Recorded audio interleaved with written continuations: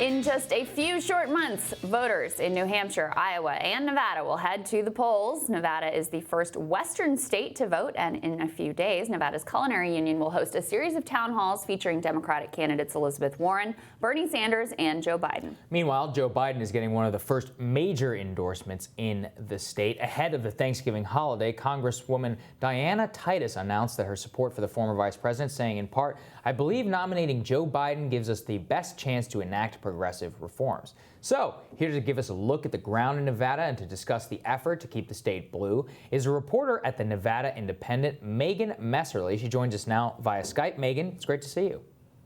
Thanks for having me. Yeah, absolutely. We like to talk to the people who are actually there. So, Megan, I mean, you're a reporter at the Nevada Independent. What are the things that we might be missing out here in Washington and in the media writ large that you see with respect to your state and the primary?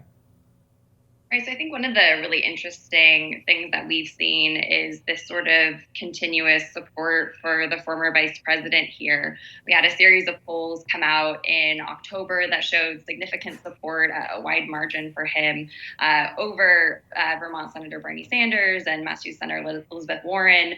Obviously, with Mayor Pete Buttigieg, doing pretty well in Iowa and surging in the rest of the country, it's been interesting to see his operation here. He really went from not having a presence at all in the state to finally starting to staff up in June, and now he has a staff of about 55 here, which puts him at about third. He has the third biggest staff here. So it's been interesting to see that progression, but it's really Joe Biden who's leading here, and it kind of makes sense. The state is still a swing state, battleground state, a purple state, and we tend to elect candidates statewide, Republican or Democrat, that are either just a little bit left or right of center. Who does have the largest organization out there? Who has been doing the best job organizing on the ground? Yeah, so Bernie Sanders has the biggest staff right now.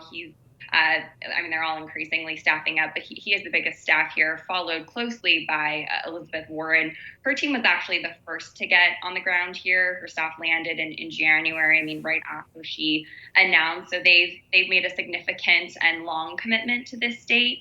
But it's still, Senator Sanders' team that is the biggest. But it's been interesting, like I was saying, to see, Mayor Pete's team sort of inching ahead, trying to make up for that lost time, given that they got on the ground here a little bit later.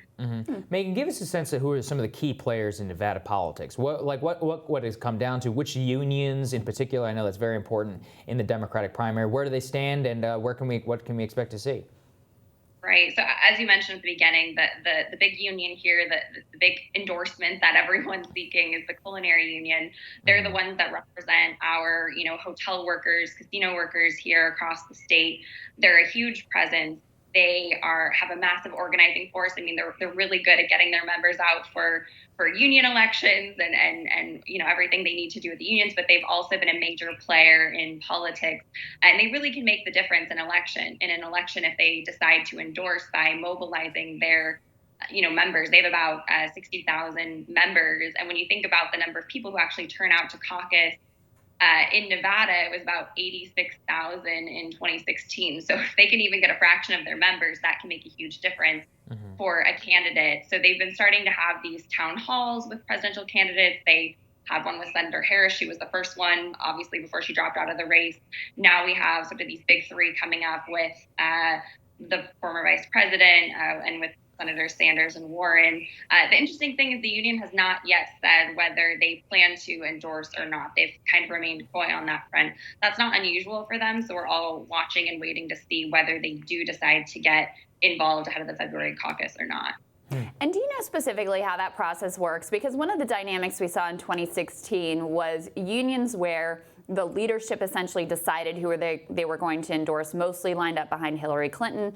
Many of the unions who allowed their membership to vote for an endorsement lined up behind Bernie Sanders. We're starting to see a similar dynamic play out. Joe Biden has gotten some union endorsements that were from the leadership. Bernie Sanders has gotten some that have come from the membership, like the nurses, for example. Do you know what that process looks like, and what type of candidates do they normally back?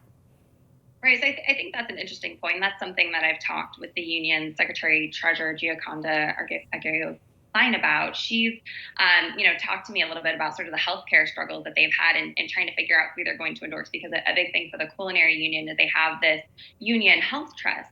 And for them, the biggest concern is making sure that there's a candidate who they're going to support a candidate who's going to ensure that that health trust remains. And so one of the things I've been talking to her about is can you even endorse a candidate who backs Medicare for all if that Medicare for all plan is going to get rid of their union health plan? So that's one instance where she said, we could endorse a candidate like that, but how am I going to get my members to vote for someone like that when they love their union health plans and they don't want to see that go away? So that is a big factor where the union has to take into consideration not only who it thinks will do the best job, but who's actually going to resonate with its members. So Megan, tell us also about some of the issues that are most important. I mean, obviously, most of the country, what we see is healthcare is number one. Is there anything in particular that people are missing in Nevada, or is it the same story everywhere? I mean, like you were saying, it's still the bread and butter issues, that everyone's concerned about. It's healthcare. Obviously, immigration is a huge issue here out west. So that's, one that you might feel a little bit more keenly here, from the ground on what folks are thinking here, because there is a huge immigrant population where our state is 30% Latino. So there is an increased focus, I think, on immigration, even though obviously it's a big issue nationwide. But, you're talking to people at events and they're talking about healthcare and the economy.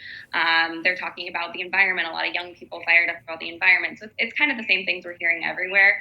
But we also have some of these Western issues that come up, right, that are Nevada-specific issues that folks have to address when they're out here, like public lands. That's something that face keenly because our state is, 80-90% owned by the federal government. So that's a huge issue here as well. We've seen some polling that shows Andrew Yang outperforming in Nevada as well. I'd be curious what your sense is there, if there's an energy for him on the ground. There is, and I think that's been something really interesting to see, because it has been sort of that grassroots, organic energy behind his campaign, kind of like what we saw with Bernie Sanders in 2016. He also staffed up fairly recently here and has a pretty small team here on the ground, but there is a lot of enthusiasm. So for them, I think it's been a matter of taking that grassroots enthusiasm and figuring out how to channel it, and how to, let the grassroots supporters do their thing and be enthusiastic for him, but also figure out how they can grow that base and whether it can grow into something bigger. But we have seen that on the ground here as well. And then, of course, Harry Reid has long been the godfather of the Democratic Party in Nevada. He's retired, of course, and I know he's also been ill, but does he still exert a strong influence there? He does, yeah. All the candidates, when they come through, I mean, they've all met with him pretty much at least once. He's has an office, and they've all pretty much come to see him when they've been in the state. So he does still have a significant influence in the state. He said that he's not going to endorse ahead of the caucus.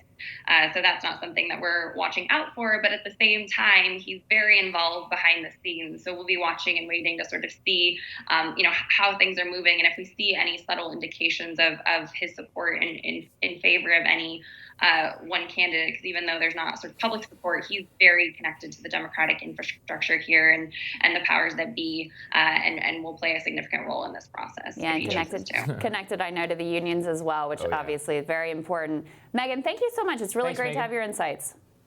Thanks for having me. All right, we'll have more Rising for you after this.